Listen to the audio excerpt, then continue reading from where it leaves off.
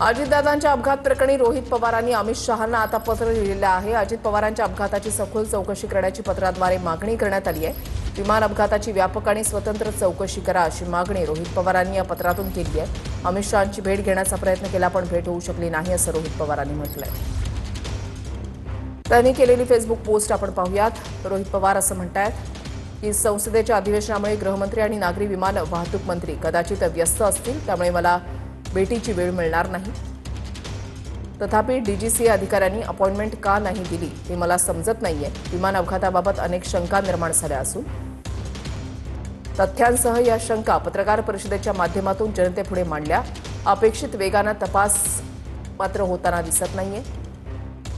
यंत्रणांनी वेळ दिला नसला तरी सर्व माहिती यंत्रणांकडे पाठवली। सत्तेमध्ये नसलो तरी आम्ही आमच्या पद्धतीने पाठपुरावा करतच आहोत। राज्य सरकार आणि सत्तेतील सर्वच जण देखील यासाठी पाठपुरावा करतील ही अपेक्षा असल्याचं रोहित पवारांनी म्हटलंय। तर काळजी फक्त रोहित पवारांनाच आहे असं नाही असं म्हटलंय प्रवीण दरेकरांनी। अजितदादांच्या अपघाती निधनाचं कोणीही राजकारण करू नये असं प्रवीण दरेकरांनी म्हटलंय। रोहित पवारांच्या पत्राची दखल घेतली जाईल असं प्रवीण दरेकरांनी म्हटलंय। केवळ अजितदादांची काळजी रोहित पवार नाही आणि बाकीच्या कोणाला नाही असं काय मानायचं कारण नाही।